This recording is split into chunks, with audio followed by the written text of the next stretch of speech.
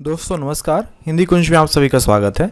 आज हम लोग बात करेंगे हिंदी साहित्य इतिहास के अंतर्गत आदिकालीन जैन साहित्य की विशेषता और उसकी प्रवृत्तियों के बारे में। यदि आप हिंदी कुंज चैनल में पहली बार आए हैं तो यूट्यूब पर हिंदी कुंज चैनल को सब्सक्राइब कर लें ताकि आपको हिंदी भाषा और साहित्य की उपयोगी जानकारी प्राप्त होती रहे। तो आज हम लोग शुरुआत करते हैं जैन साहित्य के बारे में। हम सभी जानते हैं कि जिस प्रकार हिंदी के क्षेत्र में सिद्धों ने बौद्ध धर्म के ब्रजान मत का प्रचार किया, उसी प्रकार पश्चिमी क्षेत्र में जैन साधुओं ने अपने मत का प्रचार किया। इनकी मुख्य दो शाखाएं हैं, एक दिगंबर और दूसरी श्वेतांबर। श्वेतांबर जैन साधुओं, कवियों, विद्वानों का इस समय का क्षेत्र राजस्थान और गुजरात का रहा है। आदिकाल में महामानव बुद्ध के समान महावीर स्वामी ने भी अपने धर्म का प्रचार लोक भाषा के माध्यम से किया। इसी प्रकार जैन धर्म के अनुयायियों को अपने धार्मिक सिद्धांतों का ज्ञान अपभ्रंश में प्राप्त हुआ। जैन मुनियों ने अपभ्रंश में प्रचुर मात्रा में रचनाएं लिखी जो कि धार्मिक हैं। इनमें संप्रदाय की रीति नीति का पदबद्ध उल्लेख है। अहिंसा, कष्ट, सहिष्णुता, विरक्ति और सदाचार की बातों का इनमें वर्णन है। जैन साहित्य में पुराण साहित्य, चरित्र काव्य, कथा काव्य एवं रहस्यवादी काव्य भी लिखे गए हैं। हिंदी साहित्य के आदिकाल में कुछ जैन मतावलंबियों द्वारा अपनी साहित्य सेवा के माध्यम से अपने विचारों का प्रचार प्रसार किया गया। इन साहित्यकारों के भाव बड़े ही व्यापक हैं और इनकी शैली अत्यंत विस्तृत है। इन्होंने अपने साहित्य में तीर्थंकरों की जीवनियाँ प्रस्तुत की हैं और साथ साथ विश्व वर्णन भी किए हैं। इन्होंने जैन रामायण और हरवंश पुराण में राम, रावण और महाभारत की विचित्र और प्रचलन भिन्न कथा कही है। आगे चलकर अपभ्रंश और अपभ्रंश के उत्तरकालीन लोक भाषाओं में जैन पंडितों ने अपनी रचनाएं लिखकर भाषा साहित्य को समृद्ध किया। आदिकालीन साहित्य में जैन साहित्य के ग्रंथ सर्वाधिक संख्या में और सबसे प्रामाणिक रूप से मिलते हैं। जैन रचनाकारों ने पुराण काव्य, चरित्र काव्य, कथा काव्य, रस काव्य आदि विविध प्रकार के ग्रंथ लिखे। स्वयंभू, पुष्पदंत, आचार्य हेमचंद्र जी, सोमप्रभ सूरि जी आदि मुख्य जैन कवि हुए हैं।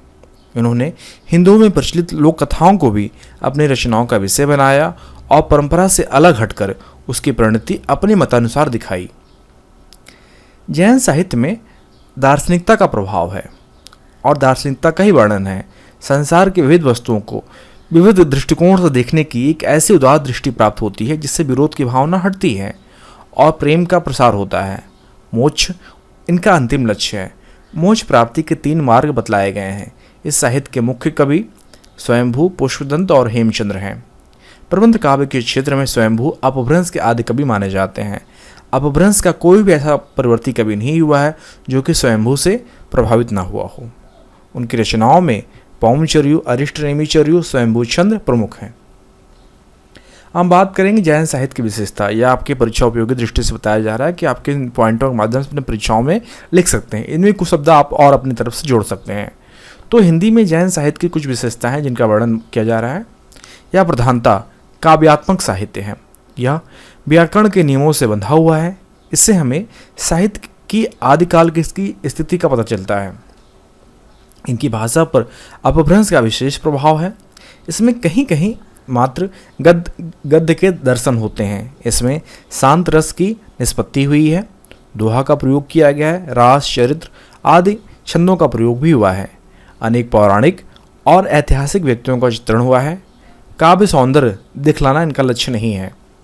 अपभ्रंश से निकली हुई प्राचीन हिंदी प्राचीन रूप में मिलती है। भाषा गद्य रूप में कम मिलती है। जैन साधु ग्राम ग्राम, नगर नगर घूमकर अपने धर्म का प्रचार किया करते थे। इसलिए उन्होंने अपनी अभिव्यक्ति के लिए लोक भाषा का प्रयोग किया था और उसे प्रतिष्ठा प्रदान की थी। काव्य रूपों के क्षेत्र में भी जैन साहित्य विविध रूपों में से संपन्न है, लेकिन प्रमुख रूप से 2 रूप मिलते हैं, एक प्रबंध और दूसरा मुक्तक, जिससे अपभ्रंश साहित्य की वृद्धि हुई। इसके साथ ही इसमें राग, फागु, छप्पे, प्रबंध, गाथा, गीत, महात्मा, स्फूर्ति, उत्साह आदि प्रकार पाए जाते हैं। तो इस प्रकार हम जान पाए कि जैन साहित्य की मुख्य विशेषताएं क्या हैं। यह काव्यात्मक साहित्य है, व्याकरण के नियमों से बंधा हुआ है और जैन साहित्य को देखकर हम हिंदी की आदिकालीन स्थिति का पता लगा पाते हैं। और अपभ्रंश का इसमें बहुत अच्छा प्रयोग हुआ है। शांत रस का प्रयोग किया गया है और हिंदू धर्म के देवताओं की पौराणिक कहानियाँ और ऐतिहासिक व्यक्तियों का भी इनके काव्य में चित्रण हुआ है। अपभ्रंश से निकली हुई हिंदी हमें यहाँ पे मिलती है और जैन साहित्य का प्रचार लोक भाषा में किया गया है और उसे प्रतिष्ठा प्रदान की गई है। जैनों में सबसे प्रमुख कवि स्वयंभू हुए हैं और स्वयंभू अपभ्रंश के आदि कवि माने जाते हैं। और अपभ्रंश का ऐसा कोई भी प्रवृत्ति कवि नहीं हुआ जो कि स्वयंभू से न प्रभावित रहा है और इनका ऐतिहासिक महत्व है। जैन साहित्य में दार्शनिकता का वर्णन है। इन्होंने बहुत सारी कथाएं लिखी हैं और जैन साहित्य में पुराण साहित्य, चरित्र काव्य, कथा काव्य और रहस्यवादी काव्य भी लिखे गए हैं।